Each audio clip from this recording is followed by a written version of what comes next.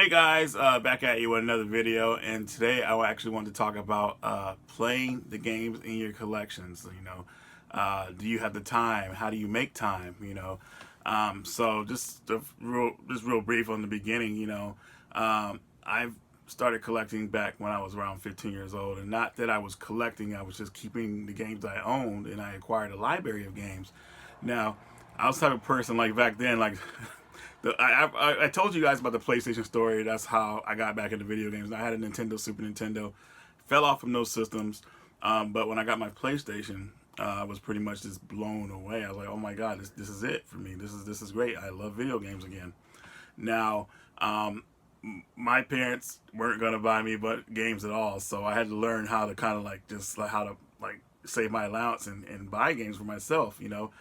Tried to get jobs and everything like that, but I never could make it for like to work at Target or whatever. For whatever reason, they just wouldn't hire me. So I was like, dang man, I can't get no job. Like, what's going on? How am I gonna get these games?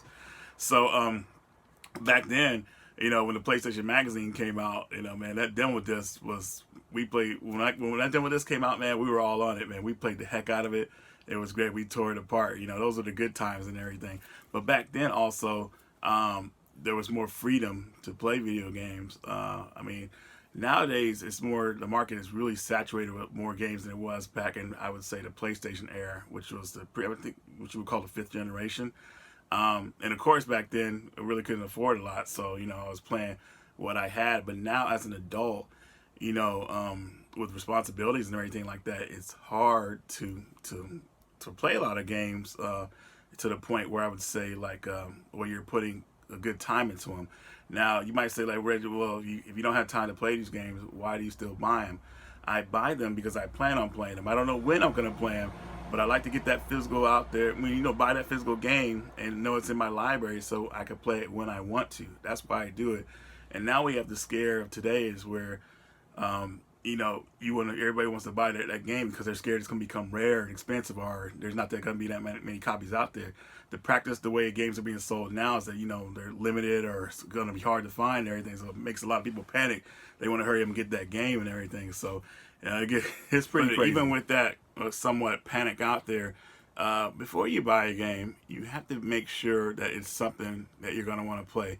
And you never buy a game because it's going to be rare or you feel like it's going to be rare. I mean, you can do that, but you never know in the long run what's going to be rare or expensive in the future. It's just there's no way of really knowing. You can kind of tell if you got skills, but most people probably won't know what's going to be worth anything in the future. So, I've always told people, friends of mine too, like they ask me, Reggie, what games are good to get, man? I'm like, man, whatever you like. Look at the game for yourself and decide what you like about it, and if it's something you want to play. And that's how I usually do it, you know.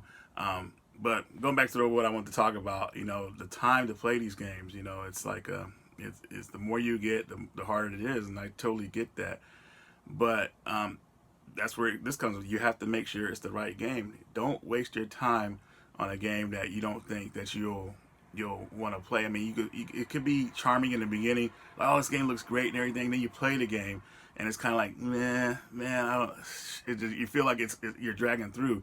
It's like that's the worst feeling ever, is to kind of like force yourself to play a game. I mean, you could be really drained.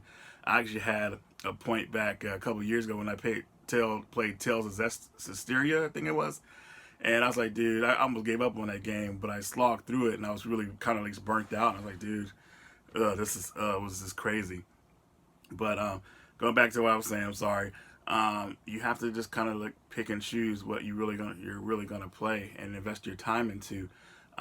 When it comes to like RPGs, which is a genre I used to play quite often, back in the fifth generation era, man, RPGs were being like turned out like crazy. I mean, these were like gold RPGs. Like you got Legend of Dragoon, Legend of Legaia, Star Ocean: The Second Story. Yes, Star Ocean: The Second Story. So I want to play that game right now. But you had a lot of like really good games back then. Now I'm not saying games RPGs like that aren't being made today, but they kind of what's coming out today kind of caters to the new generation of gamers pretty much, and the old school gamers like myself might not really feel those games, is what I'm saying. But that kind of that genre of RPGs, was just they were just really putting them out then back then, so I was really on it. And now I have to choose very carefully on what I pick to play. And because RPGs are probably one of the games out there to take up most of your time, or at least one of the series to take up most of your time are RPGs. And I'm not trying to put, but the minimum, I think the minimum they try to say most RPGs, they want them to be 40 hours or whatever. That's a long ass time. You know what I mean? A lot of people don't realize that's a long time. I mean, seriously. But you want to make sure that time that you're investing in in any game pretty much is time that's worth it, time that you're gonna be happy about. Playing video games is just like damn near reading a good book. Nobody wants to read a crappy ass book and like, oh my god, that book was horrible or whatever. It's just a waste of time. So you want to have a great experience every time you play a game or read a book or whatever. So just look at it like that. Even now with all this collection I have here, I don't get flustered about, like, oh, I haven't played this game yet or whatnot, because I know I can when I have time to. And that's the thing about it. That's the great thing about having a library of games. You have all the time in the world, at least while you're living, to pick what you want to play when you have the time to play it. You don't have to go out and hunt it. It's already here and ready to go. That's what I love, and that's one of the thrills of it too for me. When I go out and get that game, even though I most of the time I feel like I'm gonna play it or whatnot in the beginning, but sometimes something comes up and I can't. But I know that game is here, so I'm able to play it. And here's an example of that. You guys are gonna laugh at me, but I was so thrilled about this game. It was here a minute. Oh, here it is. So everybody was on the Metal Wolf Chaos hype train, and I was too. I still am, but look. I still have it right here, and it's still sealed, and I got this game last week. Now, some things came up. I went to go visit a friend for a weekend. Labor Day weekend just happened, and, whatnot. I still haven't played it. I've been back for like 3 days, and I still haven't opened it yet.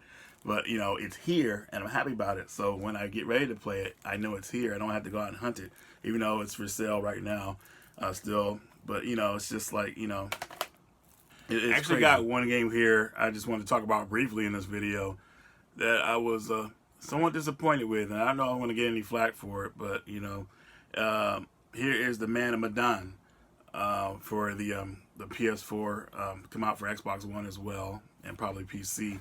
Now this is one of those games that's kind of like Until Dawn. This is a suspense horror game, and the game graphically looks really good. Really sucked me in. I've been watching the game for a while now. I was really pumped up for it, but the problem with this game is that it's slow as heck. It's not like Until Dawn or Hidden Agenda, where it gets to things pretty fast. And this game starts off slow. I understand you want to get to know the characters and everything, but you also want the story to move along. And I honestly found myself kind of bored with it. And I was like, man, should I keep playing this game? I was like, dude, I feel like I'm wasting time. I'm not enjoying it right now, so I'm not going to force myself to play it. So what I did was I actually went online and kind of just like relax and watch someone else slog through it. Not slog through it where I didn't have to make the decisions pretty much. I just kind of watched it like it was a movie pretty much. And then I saw one of the endings and everything. And the ending I saw I was satisfied with, because the game has multiple endings and everything. But I felt a lot better than just slogging through the game myself, because there's problems with this game that were annoying me besides the slow pacing of the story, which the controls and the camera angles would change, and your character moves around too slow in the situations. Like, dude, come on. It was just like crazy. But yeah, there's a couple games I actually done that with too, where I watched gameplay of it and it got as much enjoyment out of the game than I would have to spend playing it pretty much. Another game was some of you guys know about the Walking Dead series, Telltale. Now, I did play the first 3 games, Walking Dead Season 1, Season 2, New Frontier. Then New Frontier I kind of fell off on because, not that I fell off on that one, but I guess I was falling out of the formula of those games, because you make decisions, but it ends up none of the decisions really matter. It always some bullshit happens or whatever. So I was like, all right, if a Walking Dead game comes out or whatever like that, I'll just watch it, and things like that.